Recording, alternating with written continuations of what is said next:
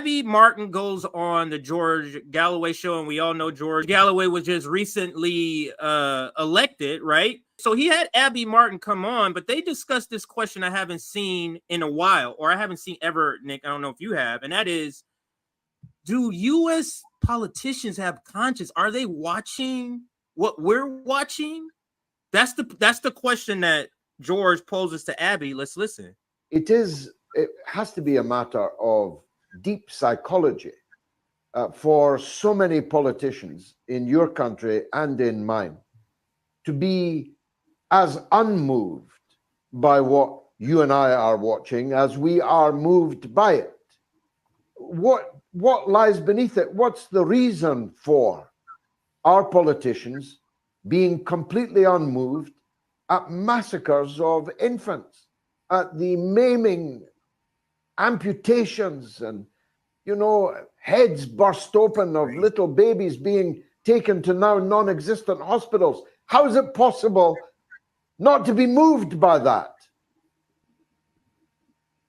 Psychopath. 5 months of seeing children shredded apart. I do not know the answer to that, George, other than political cowardice and the fact that these politicians only care about one thing and one thing only, their political careers. You do not get into politics in either of our countries if you are a moral person, other than, of course, people like you. I mean, it is unbelievable and disgusting to see the amount of politicians completely beholden to a genocidal apartheid state, committing genocide.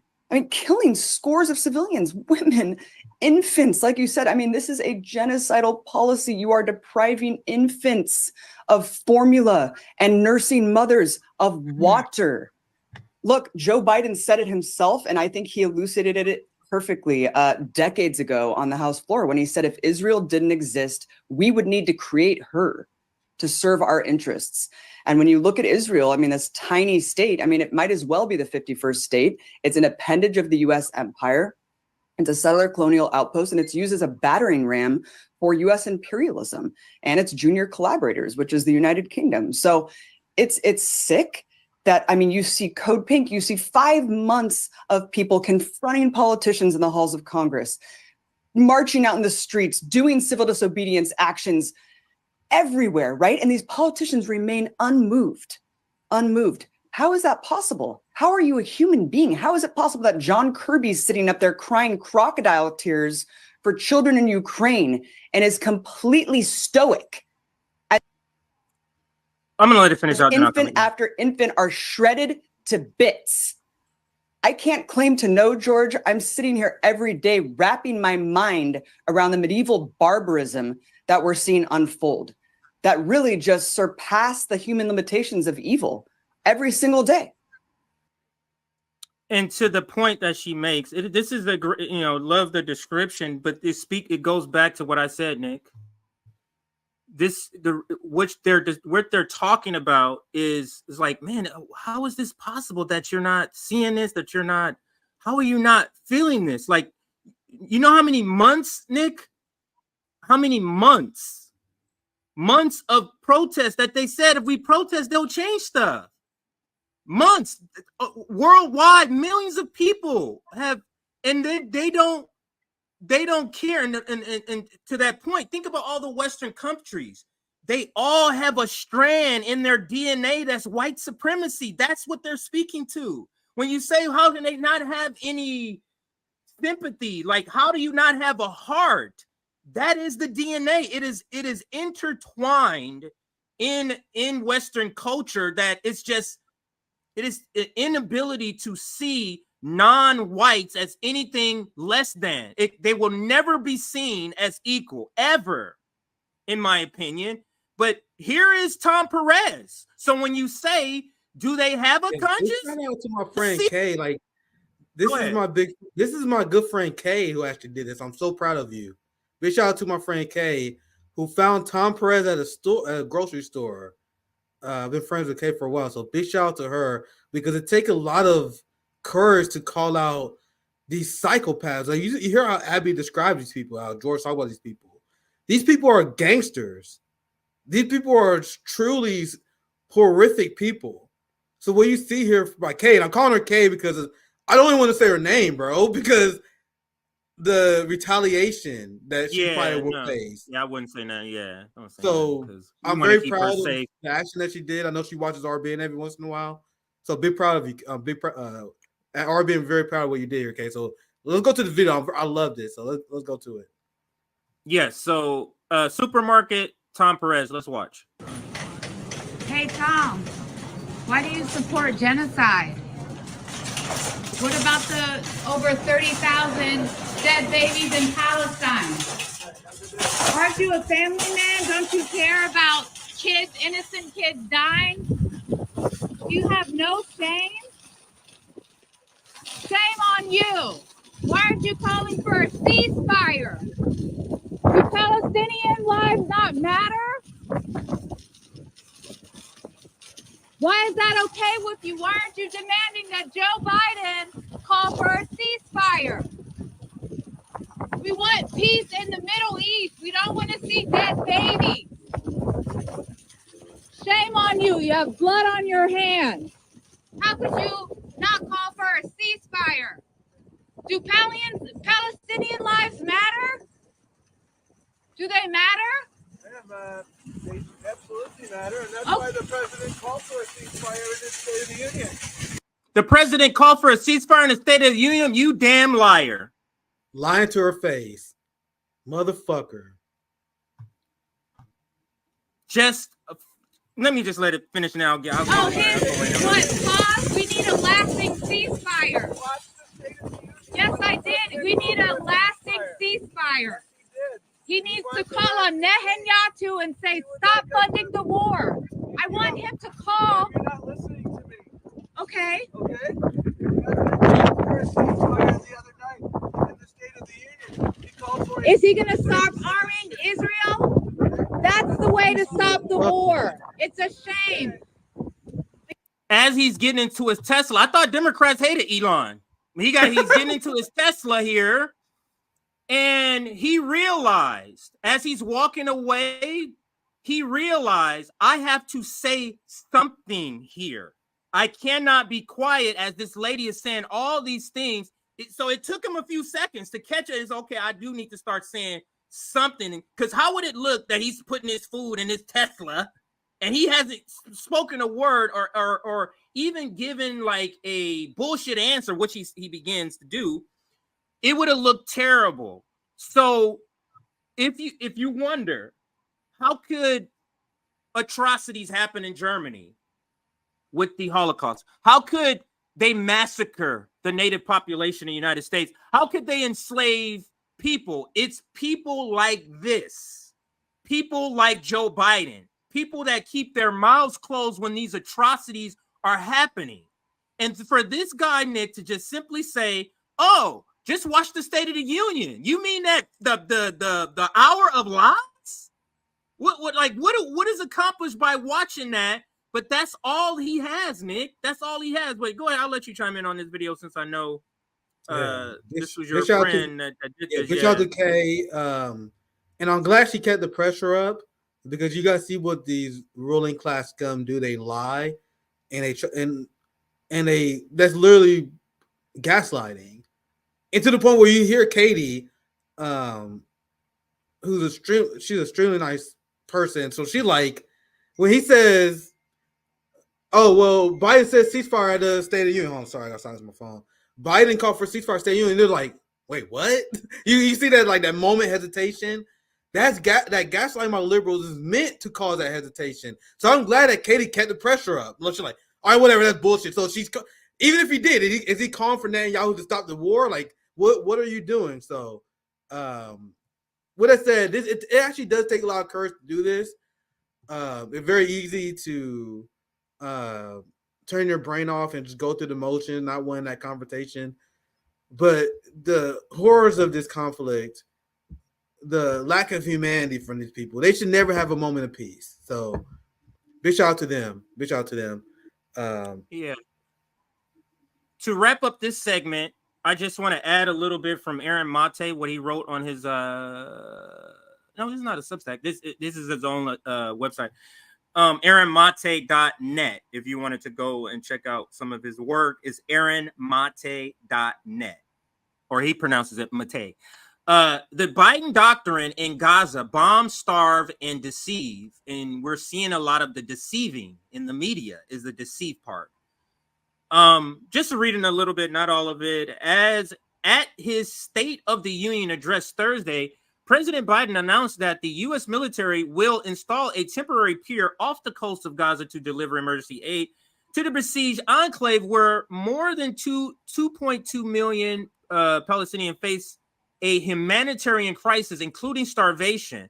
The pier, which will take weeks, if not months, not what I heard was 2 months, to complete, will be built by U.S. soldiers. The U.S., Biden claimed, has been leading international efforts to get more humanitarian aid into Gaza and believe that protecting and saving innocent lives has to be a priority. Now think about that, CJ. Think about that. That's the United States admitting that humanitarian aid is not going into Gaza. So ask yourself the question, why is that the case? What is the factor that is preventing aid to go into Gaza? The answer is obvious: Israel. So instead of forcing Israel with the threat of withholding U.S. aid to allow humanitarian aid in, a very simple solution to this problem. You see how they go a long roundabout way to solve a problem that can be solved simply by the United States severing ties with Israel? And guys, don't listen to what the United States is saying at face value. Don't believe their narrative. When I hear this shit, it terrifies me, because this is the excuse the United States military is using so they can have occupation in Gaza. You understand? We will have U.S. military and troops on the ground into Gaza. This is their cover story for troops being on the ground in Gaza. Do you guys understand? They know this is not a fucking solution to the problem. And I've been wanting to commentate on this for a while, because this story's been in the news for a while. So that's why I'm glad to do the show with you, because you will cover all the stuff I wanted to hit on. This port story has been driving me crazy, bro. It was like one of the two topics I was about to talk about in my hotspot on Friday. I chose the APAC story instead. But this story condemns the United States more than ever. They think it does the opposite, but it condemns them, because it shows that the fact that they even had to build a port shows that the state that you're supporting is blocking humanitarian aid. That's why you need the port in the first place. Secondly, they're using this as an excuse, and mark my words, how many times I've been wrong? How many times have I led you astray, my friends? Mark my words, they are using this as an excuse so they can have U.S. military on the ground in Gaza. Quote me now, question me now, quote me later. Go ahead, CJ. Nick, I remember this news dropping when I was in stream, and I had commented on it, and I was just like, man, I was telling everybody, I was like, I'm just thinking this through, and I'm not saying I have any evidence, but I'm like, aren't they having an issue with Yemen around in that area of Gaza? I'm like, if they wanted to kind of stop that, wouldn't they build a port right out there with troops? And that's what I was thinking. I was like, man, this shit doesn't seem like what they're talking about. So to the point that you're making, I didn't even put together that this could be a cover story for troops to be in Gaza. Now, Nick, the troops, U.S. troops being in Gaza would mean what? That they're helping the Palestinians, right, Nick? Is that what you're saying? Is that what you're saying, Nick? They're bringing food, right, Nick? Only the sweetest of summer children will believe that kind of story. Let's continue. Okay. I gotta wrap after this one, but I can continue. Yeah, for sure. Go ahead, CJ. Okay. In reality, the emergency project underscores Biden's real priority to prolong Israel's rampage in Gaza. The U.S. is even willing to deploy its own military for face-saving public relations stunts. And to his point, it's my opinion that what we're seeing, this whole dance of we don't want him. We're telling him not to do this. This is a dance to buy time so they can kill more people. Yes, The CJ, point absolutely. of the point of a colonial settler project is to eliminate the natives by any means, whether they're displaced, whether they're killed. And you're just prolonging this, and we're trying to joust with them. We're fighting. Yeah, we are. Meanwhile, thousands of people are dying, and that's the point, Nick. That's the point, in my opinion. Let's continue with criticisms of Biden's Gaza complicity increasing inside the Democratic Party and threatening him at the ballot box. The pier is the latest in a series of token gestures aimed at fraying concern for Gazans while providing unfeathered support to the Israeli government that is indiscriminately attacking them. Before you move The to the last white, paragraph, do you mind yeah, if I go read ahead. this for Zoya? Yeah, Another banger from you. Zoya's Love, Zoya's Life, my good friend. They're establishing a port to complete a canal meant to rival Suez. Am I saying that right? There are also trillions in oil and gas reserves right there, CJ. Still Oh is the president. man, The United States goes where they can steal resources. Zoya's love, Zoya's life. You can continue. these CJ. motherfuckers cannot be trusted. Any little, oh, we're doing this nice thing. No, you're not. What's your fucking angle, motherfucker? Because you don't do nothing nice for nobody. So Don't that's do stuff. this right here. They Go don't do ahead. nice stuff for their own civilians, their own citizens. They don't do nice shit for. But the average sweet summer liberal child believes that they building a port because they care about Palestinians. Can't even provide healthcare to their own people, but you think they care about anyone else? But go ahead, CJ. It is truly stunning. All right, so let's continue. The White House has carried out airdrops over Gaza that amounts to a few trucks worth of aid, compared to thousands of trucks that Israel is blocking with U.S. support. Quote, the food, water, and medical supplies so desperately needed by people in Gaza are sitting just across the border. And I just covered this. I showed a video. I can't remember the stream, Nick. I showed a video where it's literally hundreds of trucks just sitting outside of the border. They literally just got to open the border, and literally hundreds of trucks would immediately just be able to cross in and get supplies to them. It's just sitting there. But to continue, quote, Doctors Without Borders said Friday, quote, Israel needs to facilitate rather than block the flow of supplies. Why don't you just facilitate a safe passage? Meaning, if you think it's Hamas in there, put your drivers there then. You put your IDF let them drive the trucks if you think somehow, they're sneaking in. You stand there. You stand there with IDF soldiers and let the people come get the food if you think Hamas is going to steal it from them. There's a way to do this. So, and he's saying, why don't you facilitate that? Because that's not the point. Not only that, there have been very credible on the ground reporting that IDF soldiers are protecting Israeli terrorists who are blocking aid. And in fact, there was a picture I saw where there was an Israeli soldier right next to these Israeli fascists waving flags on their way to a protest. And the soldier's like, oh, go ahead, tippy-doo-dah on your way, sir. Like, they're not doing anything, not doing anything remotely to stop them from accomplishing their objective. So what are they doing? They're protecting them, which many on the ground reporting has exposed. So and the messaging that came from our establishment is that these are lone wolf Israeli settlers. Absolutely not the case. I promise you, it's going to come out later that the Israeli government was helping coordinate this in some way. Some Israeli organization. God, this shit is not. I will say this 100%. I think this is more my opinion. This is more theory more than anything. I will be 100% clear when I believe that. I 100% believe this whole thing with Israeli settlers blocking aid, that shit is not organic.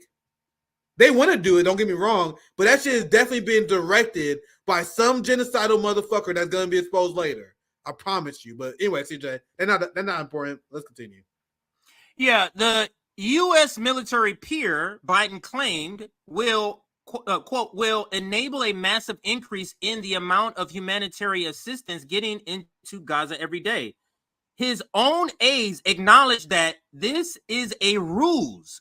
According to the Washington Post, administration and officials quietly concede that, quote, only by securing the opening of an additional land crossing would there be enough aid to prevent famine? Meaning, food by boat, food through the off the shores is not enough. You have to open up ground openings in order to get enough food in to stave off a famine. This port will not do that. And given that the pier will take a minimum of 30 days to complete, that raises questions about how famine in Gaza will be staved off in the critical days ahead. The White House has given the answer, and this is the last one. The White House has given the answer.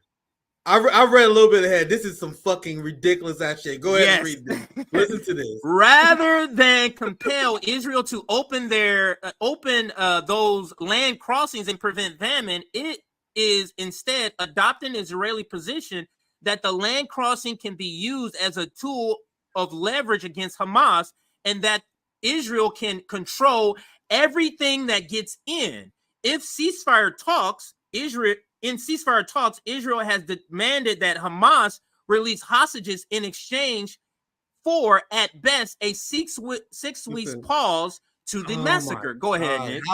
How is this not headlines everywhere? And please keep that right there. I skimmed a little bit ahead and I literally was like, what? So, if I'm reading this correctly, and keep me honest, my friends, the White House is saying, instead of opening up these lands, like you explained, you're not going to prevent a famine by only having the port. You got to open up the lands and open up the entire aid apparatus in order to prevent a famine. So what the White House is saying in response is that, oh, no, we're not going to do that. We agree with Israel's position of using that aid, the aid that's used to prevent a famine, as leverage against Hamas. Yes. Using starvation as a tool of war? How is this not headlines everywhere? This is the White House admitting that they agree with Israel in their strategy of using starvation as a tool of war, something that John Kirby said in a press conference not too long ago that they wasn't doing.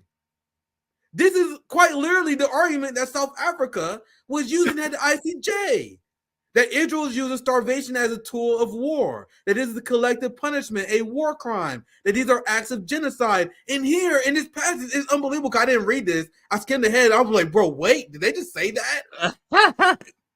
That's them admitting it. My jaw is to the floor. And that's a perfect way to, wrap this segment up. Because that's like them admitting it. But it doesn't mean anything anymore. It doesn't mean anything. Like, they can openly admit that they're being genocidal, because they will say genocidal to prove genocide at the court of law. And I'll pass to you, CJ. I know you want to chime in. To prove genocide in the court of law, you need to prove intent. And whenever I hear these Zionists, I heard the pathetic argument between Rabbi Smooly and Norman Finkelstein, where Norman Finkelstein took all his credentials away. I was about to say doctorate, but he don't got doctorate. He took all his credentials away. Norman Finkelstein completely embarrassed him. But that's one of the arguments that he used. He's like, there's no evidence that there's genocidal intent. Nigga, your strategy is against the fucking ICJ Genocide Convention. This is really unbelievable. And it really shows that international law doesn't mean anything. But go ahead, CJ. You can. I was just going to say, let me actually, he doesn't complete his thought. Let me just read this other part. Yeah, go ahead. Yeah, to complete his thought here, it says, as one U.S. official told the Post, such a deal would allow for a significant surge, meaning a deal for land crossing, in aid delivery. The choice of words is striking. For months, U.S. officials have been promising to surge aid in Gaza.